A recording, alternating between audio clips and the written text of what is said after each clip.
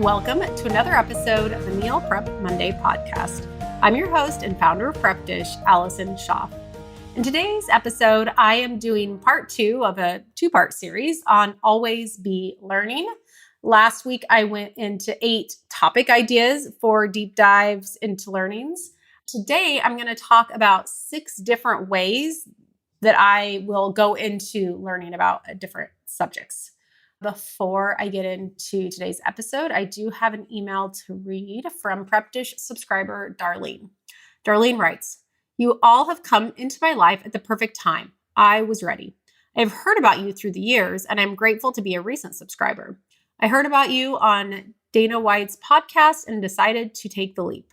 Our meals this week have been delicious. They've helped us gather as a family and have helped me reach my goal to eat healthier. Thank you for staying on this entrepreneurship journey."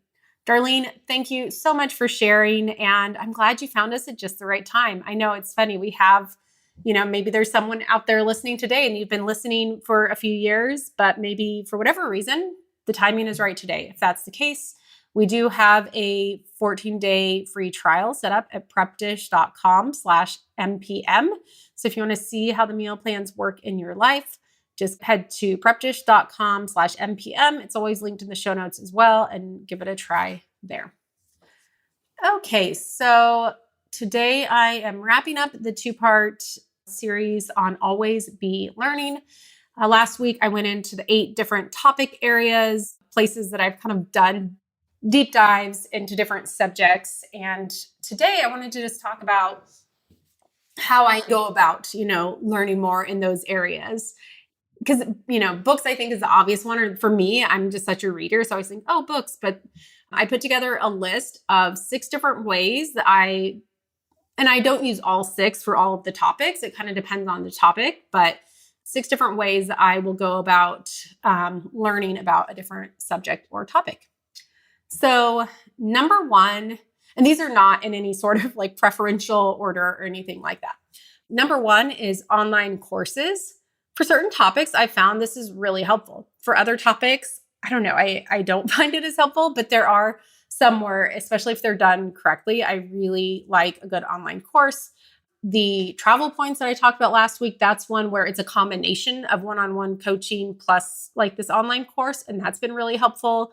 I don't know if I included this as a topic, but when we've gone through our adoptions, a lot of times we're required to do different courses for that. And did some online courses, and those have been really helpful, not only related to adoption, but some of them are just like general parenting classes that have been super informational. So online courses is number 1. Number 2 is in-person classes. So this is one that I think will get overlooked sometimes, but can be really helpful and also like a fun thing to do, especially now that we have kids. I'm like, okay, is there something that we can take the kids to? Or, it makes a fun date night.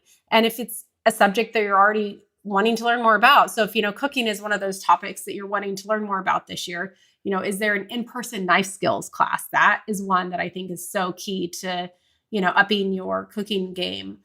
So whatever, if you're doing gardening, maybe there's an in-person gardening class, and there's just so much more you can learn. At least for me, I'm so hands-on that those in-person classes can be a lot of fun. You just have to maybe look a little harder for those, but that's a really good one.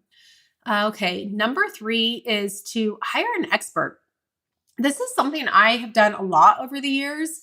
Just, finding someone one-on-one that can really help me and coach me and get me there a lot faster. So whether that's in business or health or, even the travel points, a lot of the different areas where I've wanted to learn things, I will end up hiring someone one-on-one.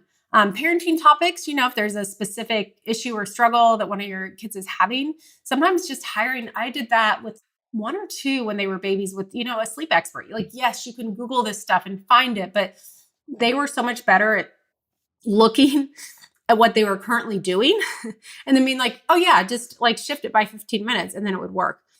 And yes, I could read all the books in the world, but it was like, it would take me forever to figure out how to shift that nap by 15 minutes. By the 3rd, I will say I kind of got the hang of it and was able to do it. But, in the beginning, having that one-on-one support was super helpful and worth every dollar spent just to get sleep for the next few weeks. And once they shifted the nap by 15 minutes.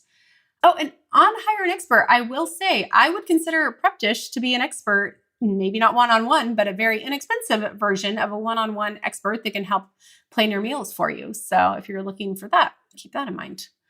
Number 4, books. For books, I would say Audible and hard copy. When I was doing my financial literacy learning, I wrote out, like I said, I put together a curriculum of, I researched first. I didn't just like, oh, here's a finance book. Let me read it. Oh, let me read this one. No, I like went through what are the top finance books? Which ones are people recommending? Which ones come up a lot? And I made a list and a checklist and went through and over the course of the year, read all of those. And there were certain ones that I made sure to buy the hard copy so that I could underline and highlight and earmark and make notes. So sometimes I like the hard copy for other topics, like a lot of the parenting stuff, the Audible ones, they work great. I can listen to them while I'm on a walk. I can listen to them in the car. And so I kind of just know where Audible works okay for me versus hard copy. But books have always been a staple of learning for me. They continue to be. I just think it's such a great resource to, learn more about whatever topic it is I'm interested in. Number 5, ways to learn. I put ask, and this is just, finding people that maybe are a few steps ahead of you and asking them, like, how did you learn this? Not necessarily with the expectation that they'll teach you, but maybe they have a resource. Maybe they have a class or a course or a book, but just learning to ask others of, how to find that. I think anymore people, we just tend, and I know I'm guilty of this. I'm just like, oh, I'm just going to Google this.